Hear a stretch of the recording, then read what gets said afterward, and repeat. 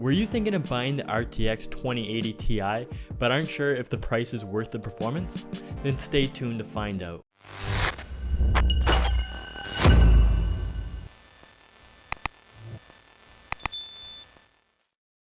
Before this video starts, make sure to follow me on Twitter at JustinTechTV, as well as subscribe and click the notification bell to get notified every time I upload a new video.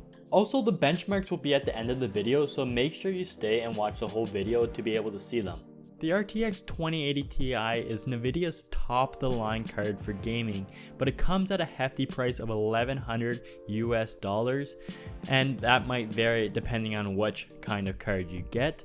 I have the EVGA Black version myself, which at the time was the cheapest card on Newegg Canada, which was going for a little over $1,000 US. For that, you get 11 gigabytes of GDDR6 VRAM, 4,352 CUDA cores, and the boost clock of 1,545 MHz. It also contains 3 DisplayPort 1.4, 1 HDMI 2.0, and a USB-C. The USB-C port is actually pretty useful, as you can plug in a VR headset with just one plug, as well as any other USB-C compatible accessories. It also requires 2 8-pin connectors, so make sure that your PC has that.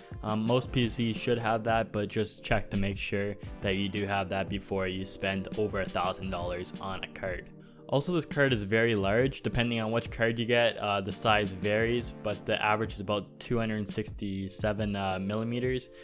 So check to see that you at least have that. And also, if you're buying a card, it should say how long and how wide it is on the website in the specifications section. So just check and measure your case to make sure that you have enough room in your case. The main feature of the RTX line of cards is the ray tracing, as that is what RTX stands for. But I don't find myself using it that often, as the only game that I play that utilizes RTX or ray tracing is Battlefield 5, and I stopped playing that a while ago. The performance in Battlefield 5 led me to keeping it off most of the time, as I don't think the technology is there yet exactly to have ray tracing and very high FPS. But that being said, the performance of this card is insane. I play all my games at 1440p, and I've never found myself below 60 FPS unless it is a new like really demanding game, which is kind of broken, like Red Dead Redemption 2 on PC.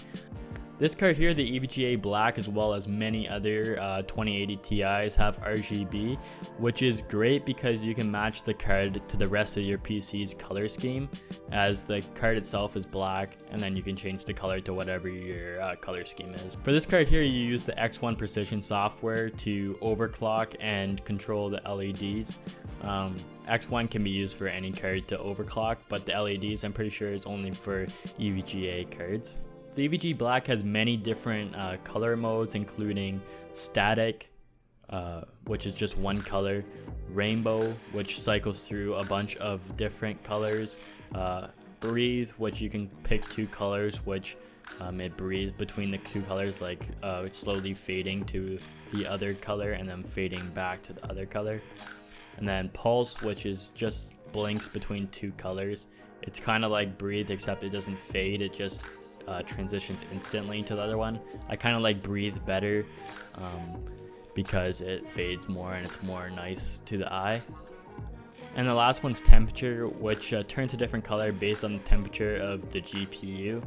I don't really find myself using that one that much because I don't really look at my PC while I'm playing games, but if you wanted to, that'd be it's a really nice feature that is in the EVGA cards. So if you're thinking of upgrading your PC with the 2080 Ti, make sure that you have a good CPU first, because the CPU will bottleneck your GPU.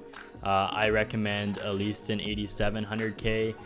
Anything below that, I think it might bottleneck the GPU and it won't even be worth getting the 2080 Ti. I know it's pretty expensive to upgrade the CPU, so if you don't have that, I would recommend going for maybe a lower GPU, and then or just building a whole new PC. I know that's makes it even more expensive, but you don't want to waste your money on the 2080 Ti if you don't have a good CPU already. So I also use this card for running my videos, and it's a lot faster than my old 1070, which is also a newer card, but it's not like top of the line or anything. But I know it's also a lot slower than the Titan V, which is I think supposed to be used for rendering and not as much for gaming, but it's probably pretty good for gaming too. But if you want to see me do a comparison between the 1070 and the RTX 2080 Ti, I can do a video on that. Just let me know in the comments below. With that being said, I have tested a few games I play, and here are the results. So Red Dead Redemption 2 at almost all high and ultra settings had an average of 56.3 FPS. And if you played around with the settings, could easily get it over 60 FPS at 1440p. And at 1080p, you would be able to run at max settings over 60 FPS really easily. Next was Doom, which is an older game, but still great at 1440p on ultra settings. It had an average of 131 FPS.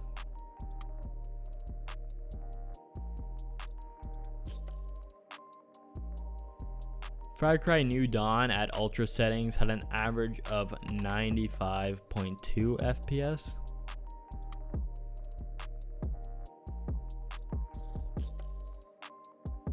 The Witcher 3, which is one of my favorite games, had an insane average FPS of 94.4 at ultra settings.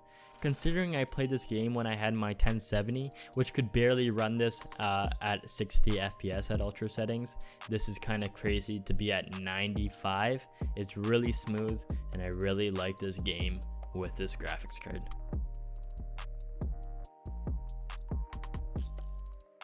And the last thing I did was do the classic Heaven benchmark, and it had an average of 174 FPS.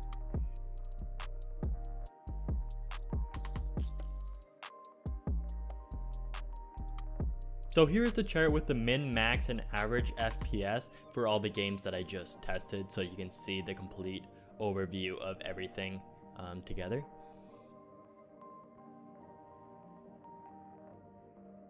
Thanks for watching, and if you've made it this far, be sure to leave a comment of what your favorite game of all time is, as well as subscribe and like, and I'll see you guys in the next video.